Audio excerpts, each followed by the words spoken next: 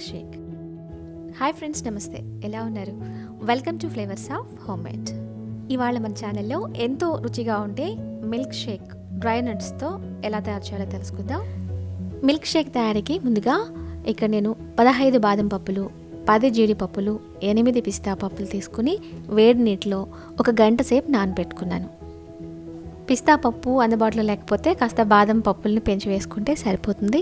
ఇవి ఇలా నానిన తర్వాత బాదం పప్పు మీద తోలు ఉంటుంది కదా, ఆ స్కిన్ అంతా తీసేసి మనం రెడీ చేసుకోవాలి.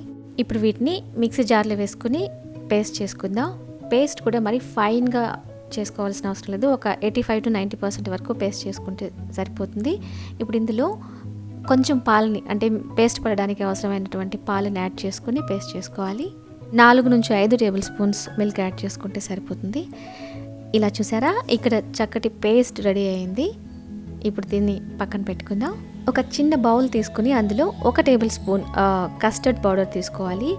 ఆ తర్వాత అందులో పాలను వేసుకుని ఉండలు లేకుండా, అంటే లమ్స్ కట్టకుండా బాగా మిక్స్ చేసుకోవాలి. ఇక్కడ మనకు నచ్చిన ఏ ఫ్లేవర్ అయినా కస్టర్డ్ పౌడర్ తీసుకోవచ్చు. ఇలా చూసారా, ఉండలు లేకుండా చక్కగా మిక్స్ చేసుకున్నాం కదా. దీన్ని కూడా కాస్త పక్కన పెట్టుకుందాం. ఆ తర్వాత ఇంకొక చిన్న బౌల్లో 1/2 టీ స్పూన్ సబ్జా గింజలు తీసుకోవాలి. అందులో కూడా అవి నానడానికి అవసరమైన కాస్త వాటర్ని యాడ్ చేసుకొని పక్కన పెట్టుకోవాలి. ఈ సబ్జా గింజలు 10 నిమిషాల్లో చాలా చక్కగా నానిపోతాయి. ఇవి నానడానికి ఎక్కువ టైం అవసరం లేదు. ఇప్పుడు స్టవ్ వెలిగించి ఒక మందమైన గిన్నెను పెట్టుకొని అందులో 1/2 లీటర్ పాలను పోసి వేడి చేసుకోవాలి. మిల్క్ బాయిల్ అయ్యే వరకు వెయిట్ చేయాలి. మిల్క్ బాయిల్ అయిన తర్వాత అందులో చక్కెర వేసి కలుపుకోవాలి. దగ్గరగా ఇక్కడ నేను ఒక 1/2 కప్పు చక్కెరని తీసుకున్నాను. మన తీపికి తగ్గట్లు చక్కెర కాస్త ఎక్కువ తక్కువ చేసుకోవచ్చు. 1/2 కప్పు కూడా పూర్తిగా వేయలేదు, ఒక స్పూన్ మిగిల్చి పక్కన పెట్టేశాను.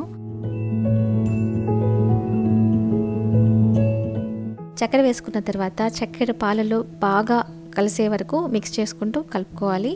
చక్కెర వేసుకున్న తర్వాత పాలని మీడియం ఫ్లేమ్లో ఉంచి ఒక 2 నిమిషాల పాటు బాయిల్ చేసుకోవాలి. ఇప్పుడు ఇందులో రెడీ చేసి పెట్టుకున్న డ్రై నట్స్ పేస్ట్ ఉంది కదా, బాదం, పిస్తా, జీడిపప్పు వేసి పేస్ట్ చేసుకున్నాం కదా, అది ఇందులో వేసి చక్కగా కలుపుకోవాలి. పేస్ట్ని మరి ఫైన్గా కాకుండా ఇలా అక్కడక్కడ పలుకులు కనిపించే విధంగా పేస్ట్ చేసుకుంటే అవి ఇందులో బాయిల్ అయ్యి మనం తింటున్నప్పుడు చాలా రుచిగా ఉంటాయి. జీడిపప్పు, బాదం, పిస్తా పేస్ట్ యాడ్ చేసుకున్న తర్వాత మీడియం ఫ్లేమ్లో ఒక 5 నిమిషాల పాటు బాగా కుక్ చేసుకోవాలి. అలా కుక్ అయిన తర్వాత ఇందులో ఒక చిటికెడు యాలకుల పొడిని కూడా వేసి చక్కగా కలుపుకోవాలి. ఆ తర్వాత ఇందులో ముందుగానే రెడీ చేసి పెట్టుకున్న కస్టర్డ్ పౌడర్ మిశ్రమాన్ని వేసి కలుపుకోవాలి. ఇక్కడ మనం మిల్క్ షేక్ తయారు చేస్తున్నాం కాబట్టి ఎక్కువ మోతాదులో కస్టర్డ్ పౌడర్ ఉపయోగించకూడదు. కస్టర్డ్ పౌడర్ ఎక్కువైతే మిల్క్ షేక్ బదులు పుడ్డింగ్లా తయారవుతుంది.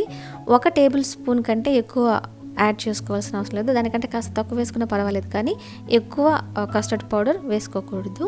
మధ్యలో అంచులు కంటుకుంటున్న మేగడను కూడా తీసి ఇలా పాలలో మిక్స్ చేసుకుంటూ ఉండాలి. కార్న్ఫ్లోర్ మిక్స్చర్ వేసుకున్న తర్వాత మీడియం ఫ్లేమ్లో ఒక 2 నిమిషాల పాటు బాగా కుక్ చేసుకున్న తర్వాత గ్యాస్ స్టవ్ ఆఫ్ చేసుకుని చల్లారనివ్వాలి.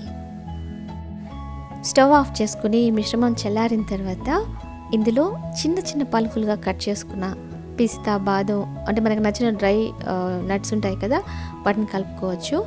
ఇది ఆప్షనల్, కాకపోతే ఇది ఇందులో కలుపుకొని తింటున్నప్పుడు చాలా రుచిగా ఉంటాయి. ఆ తర్వాత ఇందులో ముందుగానే నానబెట్టి రెడీ చేసి పెట్టుకున్న సబ్జా గింజల్ని 1 టేబుల్ స్పూన్ వరకు ఇందులో వేసుకోవాలి. ఇందులో మనకు నచ్చిన మోతాదులో నానిన సబ్జా గింజల్ని మనం వేసుకోవచ్చు. ఇక్కడ నేను 1 టేబుల్ స్పూన్ వేసుకున్నాను.